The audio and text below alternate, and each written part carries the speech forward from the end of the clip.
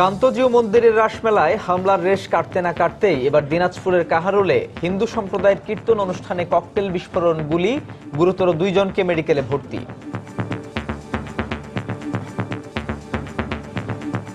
দুইটা ককটেল ফোটার পর তারপর গোলাগুলি করছে, একজন পায়ে লাগছে আর একজন পিঠের মধ্যে লাগছে। দুজনকে আমরা ইমার্জেন্সি ভাবে আমরা ইনডোরে পাঠিয়ে দিয়েছি চিকিৎসার জন্য। দেখছিলেন প্রধান শিরোনাম। রাত 11টার সময় আপনাদের সঙ্গে আছি আমি সাজিদ রাজু এবং আমি ইশরাত জাহান। এবার অন্যান্য শীর্ষ সংবাদ। নারায়ণগঞ্জের 2500-এর ডাকাত সন্দেহে গণপিটুনিতে 8 জন নিহত। এটি বিচ্ছিন্ন ঘটনা, আইন শৃঙ্খলা পরিস্থিতির অবনতি হয়নি, মন্তব্য স্বরাষ্ট্রমন্ত্রীর।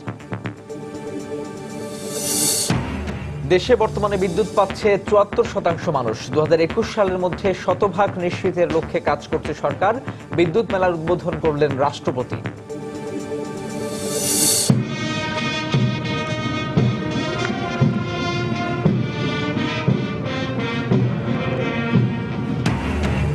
নিঃস্বার্থভাবে দেশ সেবায় নিয়োজিত হতে নবীন সেনা কর্মকর্তাদের প্রতি আহ্বান প্রধানমন্ত্রীর।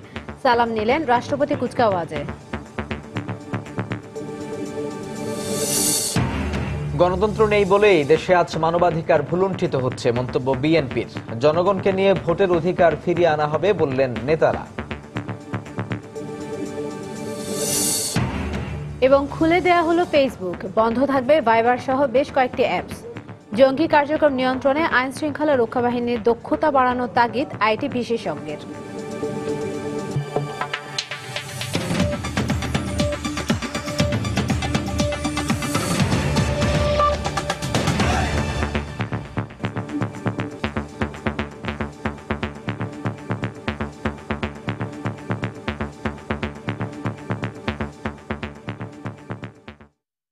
দিনাজপুরে কান্তজিউ মন্দিরে রাসমেলায় হামলার রেশ কাটতে না কাটতে এবার পাশের উপজেলা কাহারোলের ইসকন মন্দিরে হিন্দু সম্প্রদায়ের কীর্তন অনুষ্ঠানে ককটেল বিস্ফোরণ ও গুলি চালিয়েছে দুর্বৃত্তরা।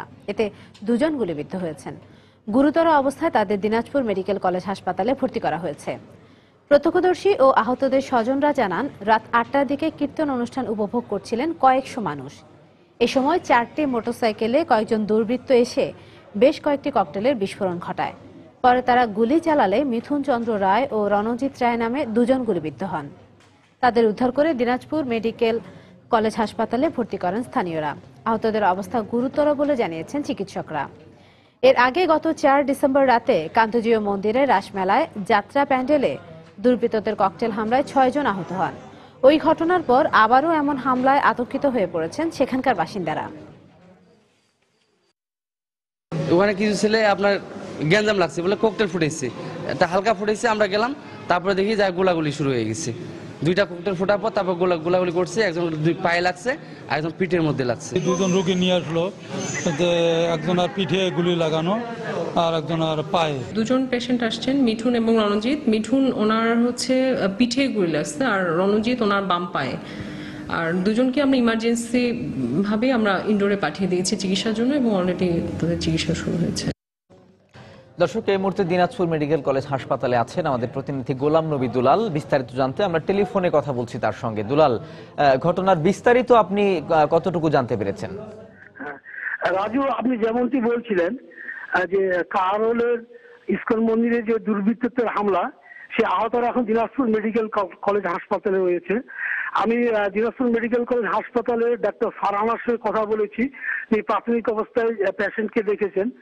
তিনি বলেছেন যে 2 জন যে গুলিবিদ্ধ অবস্থায় আছেন, মিঠুন তার পেটে গুলি লেগেছে এবং রণজিৎ পায়ে। মিঠুনের অবস্থা খুব গুরুতর। তার আমরা জেনেছি যেটি সেটি হচ্ছে কিডনিতে তার এফেক্ট হয়েছে এবং এই মুহূর্তে আমরা 2 জনেই জানি যে তারা গুলিবিদ্ধ হয়েছেন এবং এই দিনাজপুর মেডিকেল কলেজ হাসপাতালে তারা চিকিৎসা অবস্থায় আছেন। সম্ভবত মিঠুনকে উত্তরত ভালো চিকিৎসার জন্য হয়তো ঢাকাও নিয়ে যেতে হতে পারে, আমরা সেটাই শুনেছি। এখন বর্তমানে আমরা যেটা জেনেছি যে ঘটনাস্থলে আমাদের পুলিশ সুপার জনাব রুহুল আমিন এখানে গিয়েছেন এবং ওখানে যে পুলিশ রয়েছে, পুলিশ মোতায়েন করা এখানে হয়েছে। এই ছিল আমার কাছে। দুলাল, আপনি তো ঘটনার সঙ্গে আছেন। রাত 8টার দিকে ঘটনাটি ঘটেছে, তো পুলিশ এই ব্যাপারে কি কি পদক্ষেপ নিয়েছে? আসামিদের ধরার ব্যাপারে বা যারা অপরাধী, এইসব ব্যাপারে কোনো পদক্ষেপ কি পুলিশ নিয়েছে? আমি অতিরিক্ত পুলিশ সুপার ইলতুস মিশের সঙ্গে আমি টেলিফোনে যোগাযোগ করেছি। তিনি বলেছেন যে যেহেতু কাহারোল উপজেলার একটি ইন্টেরিয়র একটি গ্রাম, ডহাচি গ্রাম, যেখানে ইসকন মন্দির, সেখানে যখন কীর্তন চলছিল সেই সময় এই ঘটনাটি ঘটে। তো পুলিশ ওই সময় ওই এলাকায় ছিল না, তবে সঙ্গে সঙ্গে তারা খবর পেয়ে কাহারোল থানা থেকে পুলিশ ওখানে যাওয়া হয়েছে এবং এই ঘটনার সঙ্গে কারা এই ঘটনা ঘটিয়েছে তাদেরকে ধরার জন্য পুলিশ তৎপর হয়েছে এবং ওই এলাকায় যারা ছিলেন বা বিশেষ করে প্রত্যক্ষদর্শী তাদের সঙ্গে পুলিশ কথা বলেছেন এবং সম্ভবত পুলিশ চারিদিকে তাদেরকে ধরার জন্য, যেহেতু মোটরসাইকেলে তারা ছিলেন, তাদেরকে আপনারা ধরার জন্য সেই অভিযান অব্যাহত আছে বলে তিনি আমাকে জানিয়েছেন। দুলাল, আপনাকে ধন্যবাদ। দর্শক, আমরা কথা বলছিলাম আমাদের সহকর্মী গোলাম নবী দুলালের সঙ্গে। তিনি দিনাজপুর মেডিকেল কলেজ হাসপাতাল থেকে আমাদের জানাচ্ছিলেন এই ঘটনার বিস্তারিত। এদিকে নারায়ণগঞ্জের ডাকাত সন্দেহে গণপিটুনিতে 8 জন নিহত হয়েছে। ভোরে জেলার 2500 উপজেলার পুরিন্দা বাজারে এই ঘটনা ঘটে। এই ঘটনায় গুরুতর আহত 3 জনকে ঢাকা মেডিকেল কলেজ হাসপাতালে ভর্তি করা হয়েছে। পুলিশ হেফাজতে থানায় নেওয়া হয়েছে 1 জনকে। নিহতদের মধ্যে 4 জনের পরিচয় মিলেছে, তারা ময়মনসিংহ ও ফেনীর বাসিন্দা। ওমর ফারুকের রিপোর্ট। মোবাইলে ধারণ করা এমন চিত্র এখন ঘুরছে নারায়ণগঞ্জের 2500-এর বিভিন্ন বয়সী মানুষের হাতে হাতে। প্রত্যক্ষদর্শীরা জানায় ভোর 4:30টার দিকে ঢাকা সিলেট মহাসড়কের পাশেই অবস্থিত পুরিন্দা বাজারের একটি চালের আড়তে 25-26 জনের একটি ডাকাত দল হানা দেয়। এ সময় তারা 2 নৈশ প্রহরীকে বেঁধে ফেলে এবং বাজারের সামনে রাখা ট্রাকে 1 থেকে 150 চালের বস্তা ওঠায়। এক পর্যায়ে এক নৈশ প্রহরীর চিৎকারে আশপাশের মানুষ হামলাকারীদের ঘিরে ফেলে। এ সময় পালিয়ে যাওয়ার চেষ্টা করলে তাদের ধাওয়া করে বিক্ষুব্ধ জনতা। ধাওয়া খেয়ে একটি ডোবার কচুরিপানায় লুকালেও সেখানে গণপিটুনি দিয়ে 4 জনকে হত্যা করা হয়। পাশের একটি পুকুরে ঝাঁপিয়ে পড়া 3 জনও একইভাবে মারা যায়। আহত 4 জনকে হাসপাতালে নেওয়া হলে সেখানে মারা যায় আরো 1 জন। 2টা লোক বাসের থেকে টাকের থেকে নামা কইতাছে যে গোফুর মিয়ার চাউল ইত্যা। আমি বললাম চাইতে রাখেন, এটা কইয়া যে এখনো পিছন দিয়া যাইতে লইছি পরে আর আমার 2 জনে পঞ্চায়েত ধরছে, 2টা বাইন্দা লাইছে। পার হাজার 3 জন বেঁধে রেখেছে। বেঁধে রাখার পরে একজন ছুটার পরে আমার বাসা দিয়েছে।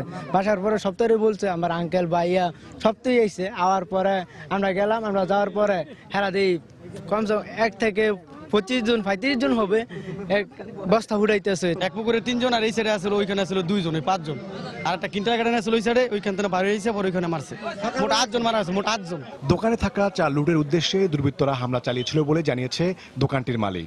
আমার মামার সম্পর্ক, তিনির দোকান আছে বাগবাড়ি, এই 8000 থানার ভিতরে, ওই সাতগাঁও ইউনিয়ন। ওইখানে এই ঘটনা ঘটছে। ঘটার পরে মনে করেন আমার কোনো কিছু লোকে বলতো যে আপনার উপরে এরকম একটা চাপ আসতে পারে। আজকে তার গাড়ি নিচে 2 দিন পরে কিন্তু আপনার যেহেতু আপনার ঘর সামনে, আপনি একটু হুঁশিয়ার থাকেন কি আপনার ঘরে লোকজন রাখেন। এদিকে ঘটনাস্থল পরিদর্শন করে এটি আন্তঃজেলা ডাকাত দল ঘটিয়েছে এবং বিষয়টি তদন্ত করে দেখা হচ্ছে বলে জানিয়েছেন জেলা পুলিশ সুপার। প্রকৃতপক্ষে পুলিশ যথার্থ দায়িত্ব পালন করে, কিন্তু প্রতিটি ইঞ্চিতে তো আসলে আমাদের পক্ষে পুলিশ পৌঁছে দেওয়া খুব কঠিন। আমরা যদি আসলে দায়িত্ব পালন না করতাম তাহলে কিন্তু ইনসিডেন্টের সংখ্যা এরকম না, কেউ প্রতি রাতেই কিন্তু ঘটনা ঘটতো। নিহতদের লাশ উদ্ধার করে 2500 থানায় নেওয়ার পর 3 জনের পরিচয় জানা যায়। গণপিটুনি থেকে বেঁচে যাওয়া পুলিশের হাতে আটক এক যুবকের কাছ থেকে ট্রাক চালকের স্ত্রী থানায় এসে স্বামীকে শনাক্ত করেন।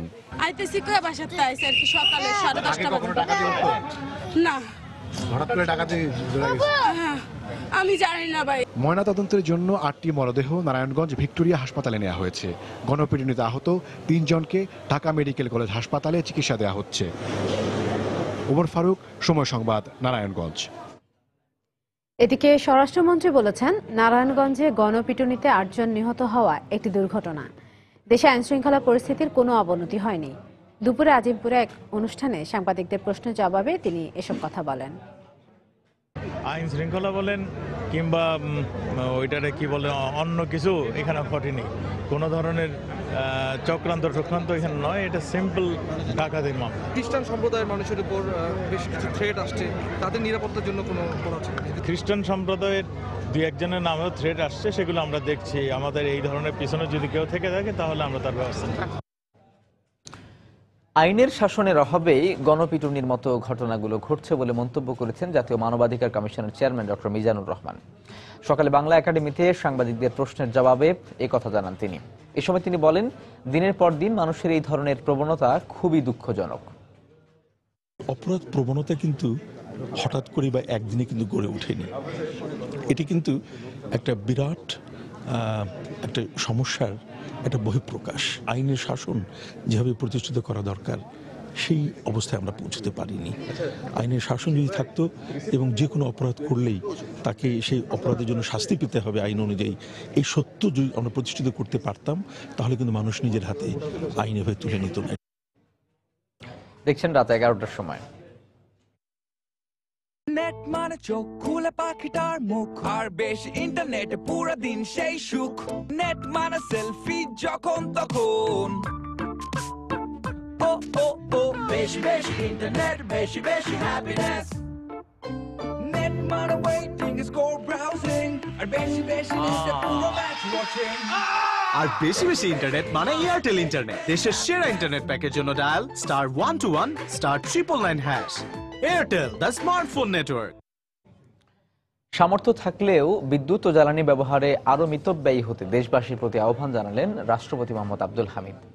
পাশাপাশি নবায়নযোগ্য জ্বালানির ব্যবহার বাড়ানোর উপরও গুরুত্ব আরোপ করেছেন তিনি। ঢাকায় জাতীয় বিদ্যুৎ সপ্তাহ এবং বিদ্যুৎ মেলার উদ্বোধন করে তিনি কথা বলেন। অনুষ্ঠানে অর্থমন্ত্রী বলেন, প্রবৃদ্ধি 7 ভাগে নিয়ে যেতে হলে বিদ্যুৎ খাতকে অগ্রাধিকার দিতে হবে। এছাড়া বিদ্যুৎ প্রতিমন্ত্রী বলেন, দেশে বর্তমানে বিদ্যুৎ পাচ্ছে 74% মানুষ। 2021 সালের মধ্যে 100% নিশ্চিতের লক্ষ্যে কাজ করছে সরকার। উন্নয়নের জন্য বিদ্যুৎ আর জ্বালানি প্রধান দুই অনুষঙ্গ। আর কথা মাথায় রেখেই বিদ্যুৎ উৎপাদন 11,800 মেগাওয়াট থেকে আগামী 6 বছরে 24,000 মেগাওয়াটে নিয়ে যাওয়ার লক্ষ্যমাত্রা নির্ধারণ করা হয়েছে। বর্তমানে দেশে উৎপাদনে রয়েছে 100টি বিদ্যুৎ কেন্দ্র। বিদ্যুতের আওতায় আনা হয়েছে দেশের 74% মানুষকে। বিদ্যুৎ খাতে সরকারের নেয়া নানা পরিকল্পনা জনগণের কাছে পৌঁছে দেওয়ার লক্ষ্যে শুরু হলো জাতীয় বিদ্যুৎ সপ্তাহ। আর সরকারি টাকা নিয়ে না, আমরা আমাদের টাকা দিয়ে আমাদের প্রতিষ্ঠানগুলিকে বিশ্বের 1 নম্বর প্রতিষ্ঠান তৈরি করতে পারি। উদ্বোধনী অনুষ্ঠানে অর্থমন্ত্রী আবুল মাল আব্দুল মুহিত বলেন, আগামী অর্থ বছরে প্রবৃদ্ধি 7 ভাগে নিয়ে যাওয়ার যে পরিকল্পনা তা বাস্তবায়নে বিদ্যুৎ খাতকে অগ্রাধিকার দেওয়ার কোনো বিকল্প নেই। শিক্ষা, স্বাস্থ্য এসব খাতে আমাদের কিছু বাড়াতে হবে, কিন্তু বিদ্যুতের প্রয়োজন কোনো মতেই আমরা হেলা করতে পারি না এবং সেই প্রাধান্য আমরা অব্যাহত রাখব। অনুষ্ঠানে প্রধান অতিথি রাষ্ট্রপতি মোহাম্মদ আব্দুল হামিদ তাগিদ দিলেন জীবাশ্ম জ্বালানির উপর নির্ভরতা কমানোর। আমাদের দায়বদ্ধতা থেকে ভবিষ্যৎ প্রজন্মের জন্য জ্বালানি নিরাপত্তার কথা বিবেচনা করতে হবে। আমাদের মনে রাখতে হবে, বিদ্যুৎ ও খনিজ সম্পদ উৎপাদন অত্যন্ত ব্যয়বহুল কার্যক্রম। এতে প্রচুর অর্থ বিনিয়োগের প্রয়োজন পড়ে। সামর্থ্য থাকলে যথেচ্ছ বিদ্যুৎ ও প্রাকৃতিক গ্যাস ব্যবহার করার মানসিকতা থেকে বেরিয়ে আসতে হবে। এর আগে বিদ্যুৎ এবং জ্বালানি বিষয়ে ইতিবাচক সাংবাদিকতার জন্য প্রিন্ট এবং ইলেকট্রনিক বিভাগে 4 সাংবাদিককে পুরস্কৃত করা হয়। শাহ আলী জয়, সময় সংবাদ, ঢাকা। দেশের স্বাধীনতা ও সার্বভৌমত্ব রক্ষায় নিঃস্বার্থভাবে দায়িত্ব পালনের জন্য নবীন সেনা কর্মকর্তাদের প্রতি আহ্বান জানিয়েছেন প্রধানমন্ত্রী শেখ হাসিনা। একই সাথে দেশে বিদেশে অর্পিত দায়িত্ব পালনে দক্ষতা এবং পেশাদারিত্বের জন্য সব মহলে সেনাবাহিনী প্রশংসিত হয়েছে বলে জানান তিনি। চট্টগ্রামের বাটিয়াড়িতে রাষ্ট্রপতি কুচকাওয়াজে 73তম দীর্ঘমেয়াদী কোর্স ও 44তম বিএমএ স্পেশাল কোর্সের কমিশন প্রাপ্তি অনুষ্ঠানে প্রধানমন্ত্রী বক্তব্য রাখেন। বিস্তারিত জানাচ্ছেন কমল দে। শীতের মিষ্টি রোদে সুসজ্জিত অশ্বারোহীদের নিয়ে প্রধানমন্ত্রী শেখ হাসিনা যখন ভাটিয়ারির বাংলাদেশ মিলিটারি একাডেমি প্যারেড গ্রাউন্ডে প্রবেশ করেন, তখন নবীন সেনা কর্মকর্তাদের চোখে মুখে ছিল খুশির ঝিলিক। কারণ কঠোর এবং দীর্ঘমেয়াদী প্রশিক্ষণ শেষে আজ থেকে তারা কর্মজীবনে প্রবেশ করতে যাচ্ছেন। এবার 8 জন মহিলা সহ মোট 198 জন ক্যাডেট বাংলাদেশ সেনাবাহিনীতে অফিসার হিসেবে কমিশন লাভ করেছেন। আর তাই প্রধান অতিথির ভাষণে প্রধানমন্ত্রী নবীন সেনা কর্মকর্তাদের দেশের স্বাধীনতা এবং সার্বভৌমত্ব রক্ষায় তাদের দায়িত্ব সম্পর্কে স্মরণ করিয়ে দেন। আজ আমাদের সশস্ত্র বাহিনীর পেশাদারিত্ব ও কর্মদক্ষতার পরিচিতি দেশ ছাড়িয়ে আজকে বিশ্ব জগতেও যথেষ্ট সম্মান পাচ্ছে। প্রিয় ক্যাডেটবৃন্দ, আপনাদের উপর ন্যস্ত হচ্ছে দেশ মাতৃকার মহান স্বাধীনতা ও সার্বভৌমত্ব রক্ষার পবিত্র দায়িত্ব। শেষ রক্তবিন্দু দিয়ে হলেও দেশের স্বাধীনতা ও সার্বভৌমত্ব রক্ষা করাই হবে আপনাদের জীবনের একমাত্র ব্রত। বৃহস্পতিবার সকালে প্রধানমন্ত্রী হেলিকপ্টারে চট্টগ্রাম আসার পর নবীন সেনা কর্মকর্তাদের কুচকাওয়াজ পরিদর্শনের পাশাপাশি সালাম গ্রহণ করেন। প্রধানমন্ত্রী তার বক্তৃতায় আগামী 2030 সালের মধ্যে ফোর্সেস গোল অর্জনের জন্য সেনাবাহিনীর উন্নয়নে সরকারের গৃহীত বিভিন্ন উন্নয়ন প্রকল্পের কথা তুলে ধরেন। আমরা বাংলাদেশ মিলিটারি একাডেমিকে একটি অত্যাধুনিক ও আন্তর্জাতিক মানসম্পন্ন একাডেমিতে পরিণত করেছি। এখানে বঙ্গবন্ধু কমপ্লেক্স নির্মাণ করা হয়েছে। আধুনিক সুযোগ সুবিধা সম্বলিত এই কমপ্লেক্স বিএম এর প্রশিক্ষণ ও প্রশাসনিক কমান্ডে নতুন গতির সঞ্চার করেছে। নতুন নতুন ডিভিশন প্রতিষ্ঠা করা হয়েছে, ব্যাপক অবকাঠামোগত উন্নয়ন বাস্তবায়ন করা হয়েছে। আমাদের সময়োচিত পদক্ষেপের ফলে সেনাবাহিনীর অপারেশনাল সক্ষমতা বহু গুণ বৃদ্ধি পেয়েছে। অনুষ্ঠানে সিনিয়র আন্ডার অফিসার আহসান উল্লাহকে ৭৩তম বিএম এর দীর্ঘমেয়াদী কোর্সে সেরা চৌকস ক্যাডেট হিসেবে সোর্ড অফ অনার এবং সামরিক বিশ্বে কৃতিত্বের জন্য অপর senior under officer Ruhani Rabbi হামজার হাতে সেনাপ্রধান স্বর্ণপদক তুলে দেন প্রধানমন্ত্রী। অনুষ্ঠানে মন্ত্রী, সংসদ সদস্য ছাড়াও ঊর্ধ্বতন সামরিক এবং বেসামরিক কর্মকর্তারা উপস্থিত ছিলেন।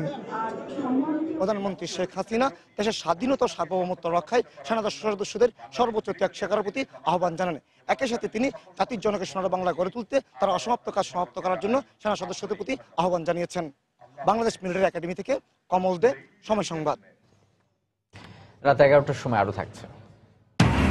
মহাখালী বাস টার্মিনাল ও তেজগাঁও শিল্প এলাকা পার্কিং মুক্ত ঘোষণা। সবার সহযোগিতা চাইলেন ঢাকা উত্তর সিটি মেয়র। এবং আনুষ্ঠানিক প্রচারের দ্বিতীয় দিনে সরগরম পৌর নির্বাচনী এলাকা। দলের চেয়ে ব্যক্তিগত ইমেজকেই প্রাধান্য দিচ্ছেন ভোটাররা।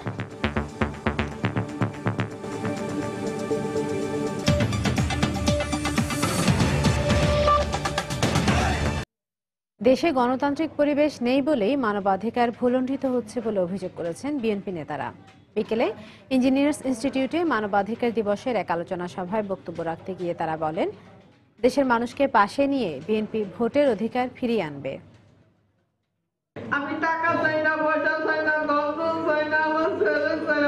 মানবাধিকার দিবসের আলোচনার শুরুতে গুম হয়ে যাওয়া বিএনপি নেতাকর্মীদের পরিবারের সদস্যরা কান্নাজড়িত কণ্ঠে তাদের কষ্টের কথা বর্ণনা করে স্বজনদের ফিরে পাওয়ার আকুতি জানান। আমাদের প্রতিটা দিন পার হয়ে যায় এবং প্রতিটা নির্ঘুম রাত কেটে যায়। আমাদের যে কষ্টগুলো, এই কষ্টগুলো একমাত্র যারা আমাদের মতো ভুক্তভোগী শুধু তারাই বুঝতে পারে। বিএনপি সন্ত্রাস আর জঙ্গিবাদে বিশ্বাস করে না উল্লেখ করে বিএনপির স্থায়ী কমিটির সদস্য মওদুদ আহমদ অভিযোগ করেছেন, দেশে গণতান্ত্রিক পরিবেশ না থাকার কারণে সাম্প্রতিক বিভিন্ন হত্যাকাণ্ডের ঘটনা ঘটছে। আমরা বাংলাদেশ জাতীয়তাবাদী দল, আমরা কোনো রকমের সন্ত্রাস, জঙ্গিবাদ, উগ্রবাদে বিশ্বাস করি না। আমরা তীব্র প্রতিবাদ জানাই। যারা আজকে এইসব সুযোগ নিচ্ছেন, এইসব শূন্যতার সুযোগ নিচ্ছেন, যারা এইসব শূন্যতার সুযোগ নিয়ে সহিংসতা করছেন, সন্ত্রাস করছেন, এই জঙ্গিবাদের উগ্রবাদের আশ্রয় নিয়ে যারা এইসব ব্যবস্থা করছেন, তারা তখন স্থগিত হয়ে যাবে। আলোচনায় অংশ নিয়ে বিএনপির ভারপ্রাপ্ত মহাসচিব মির্জা ফখরুল ইসলাম আলমগীর বলেছেন, বাংলাদেশের মানুষের মানবাধিকার ফিরিয়ে দিতে বিএনপির আন্দোলন সামনের দিনেও অব্যাহত থাকবে। লড়াই করে সংগ্রাম করে আমরা গণতন্ত্রকে ফিরিয়ে নিয়ে এসেছিলাম, আমাদের অধিকারকে রক্ষা করেছিলাম। আজকে সেই অধিকার চলে গেছে, মানবাধিকার ভুলণ্ঠিত হয়ে গেছে। বাংলাদেশের মানুষের সঙ্গে তাদের অধিকার রক্ষার ক্ষেত্রে, মানবাধিকার রক্ষার ক্ষেত্রে, তাদের ভোটের অধিকার ফিরে পাওয়ার ক্ষেত্রে, গণতন্ত্রের মৌলিক অধিকারগুলোকে ফিরে পাওয়ার জন্য তাদের সেই আন্দোলন, তাদের সেই সংগ্রাম তারা অব্যাহত রাখবে এবং বিজয় তাদের হবেই। অনুষ্ঠানে গুম খুনের রাজনীতি বন্ধে প্রয়োজনে রাজপথে নামার কথা বলেন বিএনপি নেতারা। মানবাধিকার ভুলণ্ঠিত হয়ে গেছে।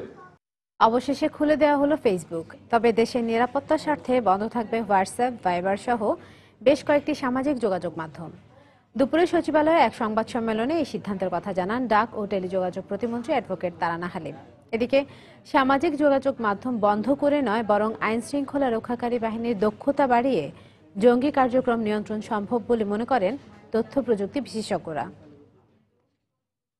সম্প্রতি দুই বিদেশি নাগরিক হত্যা এবং পুলিশের তল্লাশি চৌকিতে একাধিকবার সন্ত্রাসী হামলার পর দেশের নিরাপত্তার স্বার্থে জঙ্গি ও সন্ত্রাসীদের যোগাযোগের পথ বন্ধ রাখার সিদ্ধান্ত নেয় সরকার। এরপর ৭১-এর দুই শীর্ষ যুদ্ধাপরাধী সাকা মুজাহিদের মৃত্যুদণ্ড কার্যকরের আগে 18ই নভেম্বর এসব সামাজিক যোগাযোগ মাধ্যমগুলো বন্ধ করে দেওয়া হয়। অবশেষে দীর্ঘ 22 দিন পর ফেসবুক খুলে দেওয়ার ঘোষণা দেন ডাক ও টেলিযোগাযোগ প্রতিমন্ত্রী। সাংবাদিকদের সামনেই বিটিআরসি চেয়ারম্যানকে ফোন করে ফেসবুক খুলে দেওয়ার নির্দেশ দেন তিনি। সরকারি নির্দেশনায় জনগণের নিরাপত্তা এবং জনস্বার্থকে সামনে রেখে কিছুদিনের জন্য সাময়িকভাবে ফেসবুক বন্ধ ছিল। এটি তারা অত্যন্ত, আমি বলবো, সহৃদয় চিত্তে মেনে নিয়েছেন। সেজন্য আমি তাদের প্রথমেই আমার পক্ষ থেকে বিশেষত তরুণ প্রজন্মকে অসংখ্য অসংখ্য ধন্যবাদ জানাই। আমরা আপাতত ফেসবুক খুলে দিচ্ছি।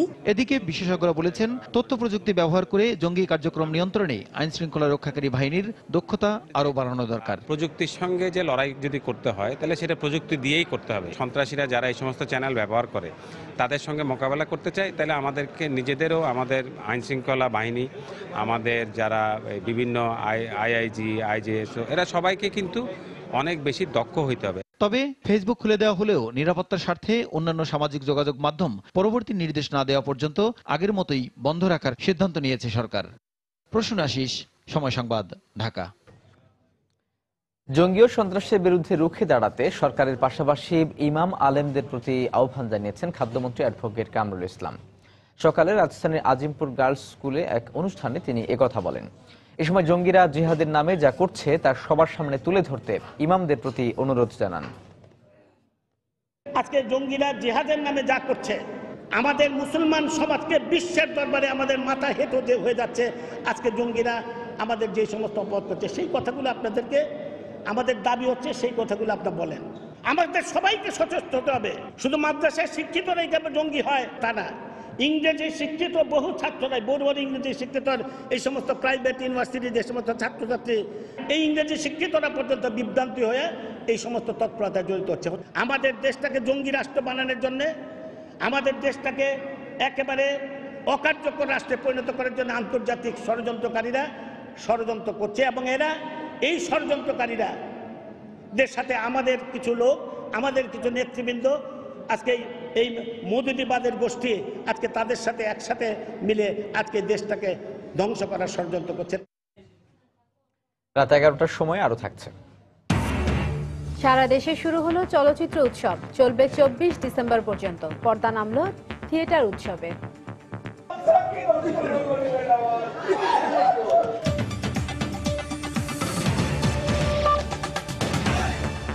আরএফএল ওয়াটার পাম্প, পানি দেবে, টেনশন নয়।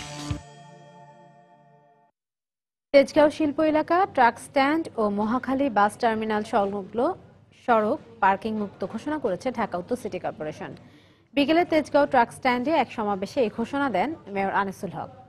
সমাবেশে অন্যান্য বক্তারা আশা প্রকাশ করেন, এই উদ্যোগের ফলে ওই এলাকায় যানজট কমে আসবে। গত 29 নভেম্বর তেজগাঁও ট্রাক স্ট্যান্ডে অবৈধ স্থাপনা উচ্ছেদ করতে এসে শ্রমিকদের রোষের মুখে পড়েছিলেন উত্তর সিটি মেয়র।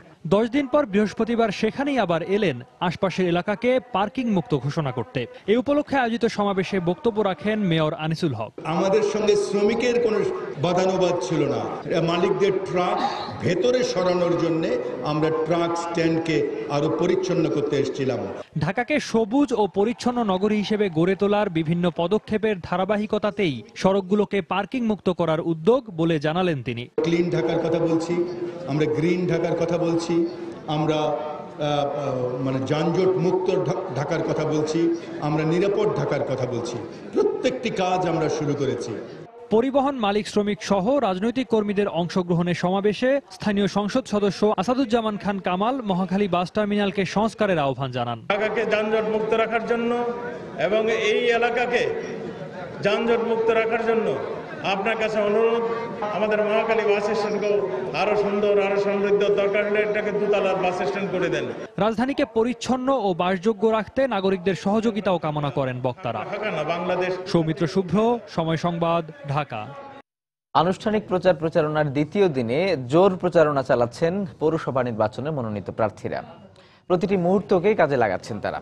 আর ভোটাররা বলছেন, দলীয় নয়, যাচাই বাছাই করে নিজেদের পছন্দের প্রার্থীকেই ভোট দেবেন তারা। আমাদের ব্যুরো প্রতিবেদকদের পাঠানো তথ্য, ছবি নিয়ে ডেস্ক রিপোর্ট। নওগাঁ সদর এবং উজিরপুর পৌরসভায় ভোটারদের নানা সমস্যাকে পুঁজি করে ভোট চাচ্ছেন প্রার্থীরা। ভোটারদের দিচ্ছেন সমস্যা সমাধানের প্রতিশ্রুতি। আর ভোটাররাও পৌরসভা নির্বাচন নিয়ে করছেন নানা হিসেব নিকেশ। দলীয় প্রতীক নাকি ব্যক্তিগত পরিচয় ও সুনামকে এগিয়ে রাখবেন তা নিয়ে চলছে আলোচনা। নওগাঁর ভিতর দিয়ে যে প্রবাহমান যমুনা নদী, এই যমুনা নদীকে সুন্দর করার জন্য নদীর দুই সাইডে লাইটিং। এই পৌরসভাকে আমি সুন্দর এবং সঠিকভাবে আমি সাজানোর আমি প্রতিশ্রুতি দিচ্ছি। শহরকে বর্ধিত এবং সুন্দর পরিবেশ করার জন্য যে প্রার্থী আসবে তাকে আমরা নির্বাচিত করব। যারা রাস্তাঘাটে কাজ করবে, তারপরে পানি নিষ্কাশনের কাজ করবে। আমরা আসলে মূলত তাকেই আমরা ভোট দিয়ে নির্বাচিত করব। এদিকে জামালপুর পৌরসভায় মেয়র পদে 3 প্রার্থী দলীয় প্রতীকে একে অপরের প্রতিদ্বন্দ্বিতা করছেন। আর সাধারণ কাউন্সিলর পদে 90 জন প্রার্থীও পিছিয়ে নেই কোনো অংশে। পৌর শহরকে আধুনিক এবং মডেল হিসেবে গড়ে তোলার প্রতিশ্রুতি দিচ্ছেন তারা। সেই সঙ্গে পৌরসভার রাস্তাঘাট, ড্রেন, অবকাঠামো সবকিছুই ঠিক করা হবে বলেও আশ্বাস দিচ্ছেন প্রার্থীরা।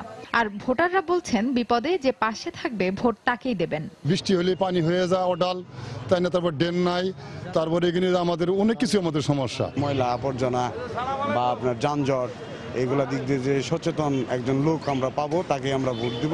অন্ধকার পৌরসভাকে আলোকিত করে ইনশাল্লাহ এই পানি নিষ্কাশন, বর্ষার সময় রাস্তাঘাট যে পানি জায়গা, ইনশাল্লাহ সেই পানি নিষ্কাশন আমরা করব। দরিদ্র জনগোষ্ঠী যারা, তাদের কর্মসংস্থানেরও সমস্যা রয়েছে। আমি নির্বাচিত হলে আগামী দিনে এই বিষয়গুলোকে সর্বাধিক গুরুত্ব দিব। আটঘাট বেঁধে সিলেটের কানাইঘাট পৌর এলাকায় গণসংযোগ শুরু করেন 9 জন মেয়র প্রার্থী। সেই সঙ্গে কাউন্সিলর প্রার্থীরাও জোর প্রচারণা চালিয়ে যাচ্ছেন। আর 4 জন স্বতন্ত্র প্রার্থীও নিজেদের ব্যক্তি পরিচয় ভোটারদের কাছে তুলে ধরতে মাঠে নেমেছেন। পৌরবাসী আমাকে স্বতন্ত্র হিসাবে আমাকে প্রার্থী দিয়েছে, তাদের আশাও ইনশাল্লাহ পূরণ হবে, তাদের সকল সমস্যা সমাধান হবে। ফাহমিদা মৌটুসী, সময় সংবাদ।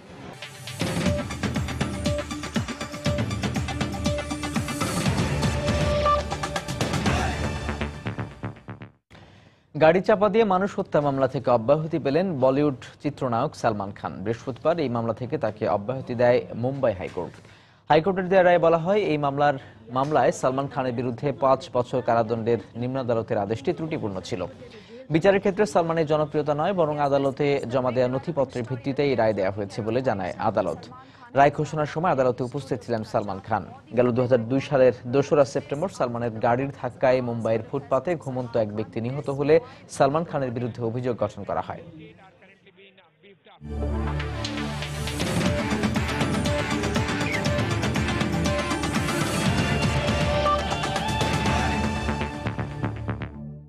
বিপিএল এর খবর।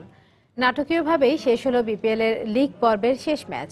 রায়াদ এমিরেটের অপরাজিত 54 রানের সুবাদে বরিশাল বুলস 2 উইকেটে হারিয়েছে ঢাকা ডায়নামাইটসকে।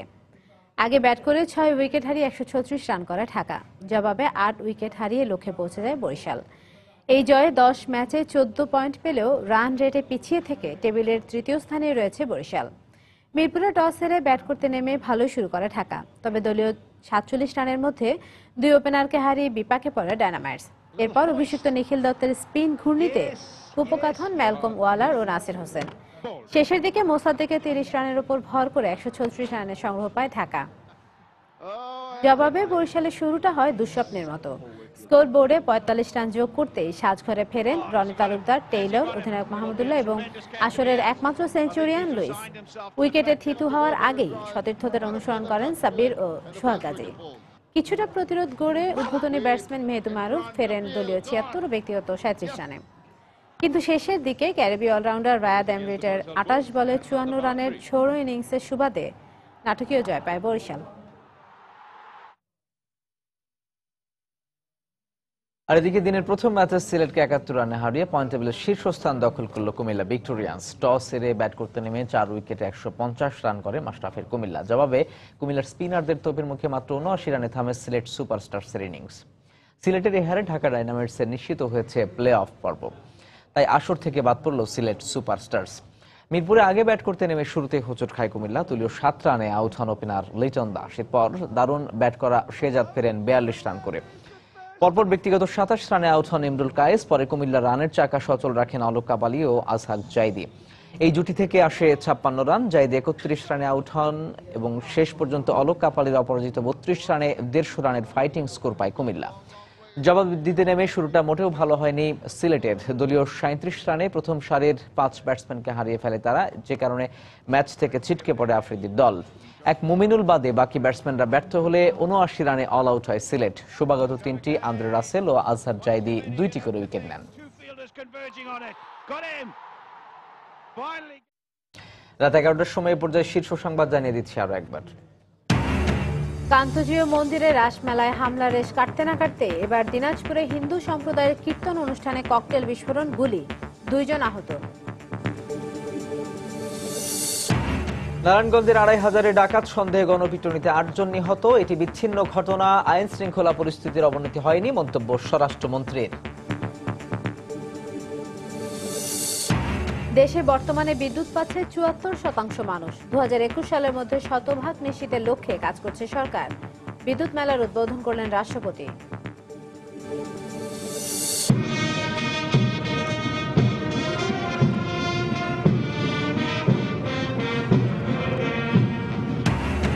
নিঃস্বার্থভাবে দেশ সেবায় নিয়োজিত হতে নতুন সেনা কর্মকর্তাদের প্রতি আহ্বান প্রধানমন্ত্রীর। সালাম নিলেন রাষ্ট্রপতি কুচকাওয়াজে। এবং গণতন্ত্র নেই বলেই দেশে আজ মানবাধিকার ভুলুণ্ঠিত হচ্ছে, মন্তব্য বিএনপির। জনগণকে নিয়ে ভোটের অধিকার ফিরিয়ে আনা হবে বললেন নেতারা।